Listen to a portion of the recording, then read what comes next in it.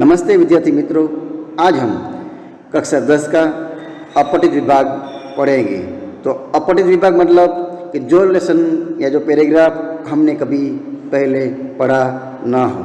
तो पूर्वज्ञान अपठित का शाब्दिक अर्थ है कि जिसे पहले पढ़ा न गया हो, यानी जो हम लेसन पढ़ते हैं, काव्यांश पढ़ते हैं, वो सीन पैसेज कहते हैं, पढ़ा हुआ है, लेकिन हम आज जो पढ़े वो हमारे स्पर्श या संचयन में पैराग्राफ नहीं दिया हो।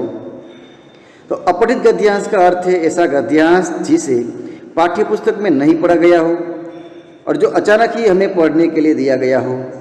बाहर से हम अचानक ही आपको एग्जाम में पूछते हैं वो पैराग्राफ। तो अपठित गद्यांश किसी निबंध, कहानी, लेख, संस्मरण, यात्रा, वृत्तांत, व्यंग्य आदि के अंश होते हैं। यानी कि जैसे कोई निबंध लिखा हो तो निबंध में थोड़ा सा हिस्सा ले सकते हैं हम। कोई भी कहानी हो तो कहानी का भी थोड़ा हिस्सा ले सकते हैं। कोई भी लेख हो, घटना हो, उसका हिस्सा ले सकते हैं। कोई संस्मरण, कोई याद शक्ति का जो लेख हो, या कोई प्रवास का हो, यात्रा, या कोई लेखक व्यंग्य कटाक्ष में जो लिखा हुआ लेख है उसका थोड़ा हिस्सा हम ले सकते हैं। अपठित गद्यांश किसी भी विषय पर आधारित हो सकता है। उसके लिए कोई विषय में कोई बंधारण नहीं है, कोई बाधा भी नहीं है, कोई रिकॉर्ड भी नहीं है। तो अपठित गद्यांश से संबंधित विभिन्न प्रकार के प्रश्नों के उत्तर प्रश्न पत्र में देने के लिए कहा जाता है। यानी जो पढ़ा है, हम जो पढ़ते हैं उसके नीचे क्वेश्चन दिया गया है, वो क्वेश्चन को हमें ठीक से पढ़ना है, उसका आंसर देना है। तो इस तरह की परीक्षा का उद्देश्य है कि हिंदी में समझने बोलने की क्षमता का विकास करना। क्योंकि वन वर्ड्स में हम जब पढ़ते हैं उसके बाद आंसर हमें ढूंढना है। तो ढूंढें तो वाक्य बनाते हैं, नए शब्दों को हम खोजते हैं और उसी प्रकार हमारे अंदर क्षमता, शक्ति का बढ़ावा होता है और हमारी भाषा ज्ञान का विकास होता है तथा अपने अनुभव की सहज के अलग अलग हम अपठित पैराग्राफ जितने भी ज़्यादा पढ़ेंगे इतना ही अनुभव हमारा बढ़ता जाएगा और सहज अभिव्यक्ति हमारे अंदर इसी शक्ति उत्पन्न हो जाएगी कि हम हमारे सामने कैसा भी पैसेज आए तो उसका आंसर देने के लिए हम कैपेबल हो जाए, क्षमतान हो जाए और अभिव्यक्त करने में हमें कोई दिक्कत न रहे और उसी से हम सक्षम बन जाते हैं। तो अपठित गद्यांश से संबंधित पूछे गए प्रश्नों के उत्तर से ये ज्ञात होता है जो हमने पैराग्राफ पढ़ा है, प्रश्न के उत्तर हमने दिया है, उसे पता चलता है कि आपका भाषा पर कैसा प्रभाव है या कि कैसा अधिकार है, कि आप भाषा के कितने जानकार है, शब्द भंडोल अपना कितना विस्तृत है, कैसे शब्दों का इस्तेमाल कर सकते हो, मुहावरे का इस्तेमाल कैसे कर सकते हो, वो आपका भाषा ज्ञान के बारे में हमें जानकारी मिल सकती है। तो अब मित्रों, अपठित गद्यांश से संबंधित प्रश्नों के उत्तर देने समय हमें निम्नलिखित बातों को ध्यान रखना चाहिए और किस प्रकार आंसर देना है। तो सबसे पहले अपठित गद्यांश को 2-3 बार पढ़ना चाहिए, समझना चाहिए, ध्यान से, मन से पढ़ना है। पढ़ते पढ़ते हमारा मन, ध्यान बुक में होना चाहिए, कहीं बाहर नहीं होना चाहिए तथा उसके मूल भाव, उसका उद्देश्य क्या है वो समझना चाहिए। दूसरा, गद्यांश को पढ़ते समय विशिष्ट स्थलों को रेखांकित करना चाहिए। उसका जो अंश है उसका क्या भाव है, ऐसे क्या पता चलता है कि किसके बारे में बताना चाहते हैं। ऐसे ऐसे जहाँ भी आपको ऐसा लगता है उसी लाइन के नीचे अंडरलाइन कर देना है, रेखांकित करना है। तीसरा, प्रश्नों को ध्यानपूर्वक पढ़ना चाहिए। उसके बाद 2-3 बार हमने पैराग्राफ पढ़ लिया, फिर क्वेश्चन पढ़ो जिससे सही उत्तर का चुनाव हम कर सके, चुनाव पसंदगी कि पैराग्राफ में इस क्वेश्चन का आंसर कहाँ पर है, उसे हम ढूंढकर व्यवस्थित हम अपने शब्दों में हमें लिखना है, वन वर्ड्स में लिखना है। फोर्थ, पूछे गए प्रश्नों के उत्तर गद्यांश पर ही आधारित होने चाहिए। मेन वस्तु ये बात है ध्यान में रखना है कि विषय वस्तु यानी कंटेंट, जो प्रश्न पूछा गया है वो कंटेंट के आधारित यानी कि पैराग्राफ के आधारित ही होना चाहिए, बाहर का आंसर होना चाहिए नहीं। हाँ, हम वही आंसर अपने शब्दों में लिख सकते हैं, वन वर्ड्स में लिख सकते हैं, पर कंटेंट हमारा पैराग्राफ का ही होना चाहिए। तो आइए मित्रों, आप देखते हैं एक पैराग्राफ का हम एग्जाम्पल लेते हैं। तो थोड़ा पहले पैराग्राफ पढ़ लेते हैं, उसके बाद उसका आंसर देखते हैं। हम जब भगवान की बात करते हैं तो प्रत्येक व्यक्ति तुरंत ऊपर की ओर देखता है, यानी कि हमें धारणा है कि भगवान ऊपर है। ऊपर वहाँ क्या है, प्रश्न होता है। तो प्रत्येक वस्तु हमारे अंदर है, न ऊपर है न नीचे है।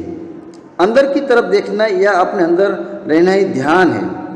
जब तुम अपने किसी नज़दीकी व्यक्ति, मित्र या किसी अन्य की तरफ देखते हो तो तुम्हारे अंदर कुछ कुछ होता है। तुम्हें ऐसा अनुभव होता है कि मानो कोई नई ऊर्जा तुम्हारे अंदर से प्रवाहित हो रही है। शक्ति, ताकत। उन महान क्षणों को पकड़ो, और वही महान क्षण है जो समय शून्य क्षण होते हैं। ठीक है, तुमने उसी व्यक्ति की उपस्थिति के कारण उन समय शून्य क्षणों को अनुभव किया होगा। तो क्या हुआ? पर उस व्यक्ति विशेष में रुचि रखने के बजाय बस तुम केवल अपने अंदर हो रहे ऊर्जा स्रोत के प्रवाह शक्ति के साथ ही रहो। तो ईश्वर ने तुमको दुनिया में सभी छोटे बड़े सुखों को प्रदान किया है, लेकिन उसने चरम आनंद को अपने पास ही रखा है। इसलिए चरम आनंद को प्राप्त करने के लिए तुम्हें उस ईश्वर और केवल ईश्वर के पास ही जाना होगा। तो उसके प्रश्न, भगवान की बात सुनकर व्यक्ति ऊपर क्यों देखता है? ये सभी प्रश्न देखते हैं। प्रत्येक वस्तु हमारे अंदर है, में निहित भाव को स्पष्ट कीजिए। आशय। थर्ड वन, अपनों को देखकर नई ऊर्जा का आभास क्यों होता है?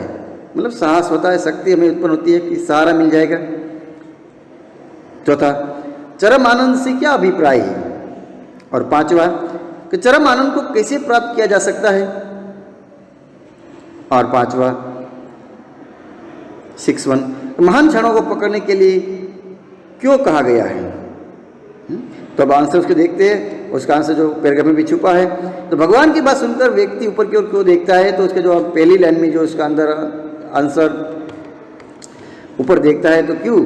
तो जैसे भगवान की बात सुनकर व्यक्ति ऊपर इसलिए देखता है क्योंकि उसने मन में धारणा बना रखी है कि ईश्वर ऊपर है।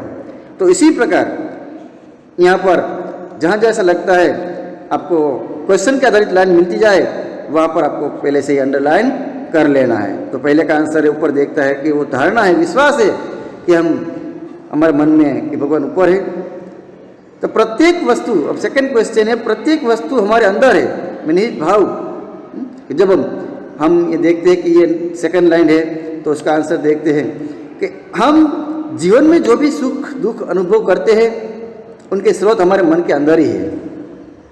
सुख दुख पैदा करने वाले सभी कारण चाहे बाहरी दिखते हो या अपने अंदर का हो, परंतु जब तक हमारे मन उसका अनुभव नहीं करता है वे हमारे सुख दुख के कारण नहीं बनते हैं। यानी कि जब तक हमारे मन ये फील नहीं करता है, महसूस नहीं करता है कि आज हम दुखी है या सुखी है, तब तक वो कारण बन सकता नहीं। तीसरा, कि सपनों को देखकर नई ऊर्जा, अपनों को देखकर नई ऊर्जा का आभास क्यों होता है? यानी कि साहस मिलता है, शक्ति मिलती है। तो जब हम अपनों को देखते हैं तो हमें एक खुशी का अनुभव होता है, कोई साथ सहकार मिल जाएगा। हमें अनुभव होता है कि कोई हमारे सामने आ गया है। इससे हमारे मन में एक नई ऊर्जा का समावेश होता है, इससे नई ताकत शक्ति मिलती है। चौथा क्वेश्चन घ, कि चरम आनंद से क्या अभिप्राय है? उसका आंसर चरम, यानी कि जब तक सुख शांति हम एहसास करना चाहते हैं वहाँ तक कि चरम आनंद का अर्थ है ईश्वरीय आनंद या अलौकिक आनंद, अद्भुत आनंद को प्राप्त करना। नेक्स्ट क्वेश्चन, कि चरम आनंद को कैसे प्राप्त किया जा सकता है? तो भगवान के पास जाकर कि चरम आनंद, उसका आंसर कि चरम आनंद को प्राप्त करने के लिए ईश्वर की शरण में जाना चाहिए। भगवान ने जो लास्ट लाइन में लिखा है कि भगवान ने वो अपने पास ही रखा है। ईश्वर के पास हम जाए तो वहाँ पर केवल हमें शांति मिलती है, इसलिए वहाँ पर हमें चरम आनंद प्राप्त मिलता है भगवान के शरणों में। लास्ट वन, महान क्षणों को पकड़ने के लिए क्यों कहा गया है? तो इसमें जैसे सेकंड जो लाइन है उसे हमें पकड़ना चाहिए। यहाँ पर जो पैराग्राफ किया मैं, इसमें उन महान क्षणों को पकड़ो, जैसे कि हमारे पास भी कोई समय आता है हम उसमें अपना विकास कर सकते हैं, उसी प्रकार हमें उस क्षण को तक, यानी कि उसी क्षण का हमें लाभ उठाना चाहिए। तो महान क्षण किसी व्यक्ति की उपस्थिति में पैदा होते हैं। शक्ति, साहब सक्षम होते हैं, तो वे क्षण बहुत कीमती होते हैं और उन क्षणों को पकड़ना आवश्यक है। वास्तव में वही हमारे जीवन को सफल और सार्थक बनाते हैं। तो इसी प्रकार विद्यार्थी मित्रों, आपको अन्य भी पैराग्राफ को रेफरेंस में भी दिया है, उसे पढ़ना है, उसका आंसर को ढूंढना है। तो क्लास वर्क बुक में आपको भी ऐसे 2 नए पैराग्राफ को लेना है और क्वेश्चन आंसर को लिखना है। अस्तु।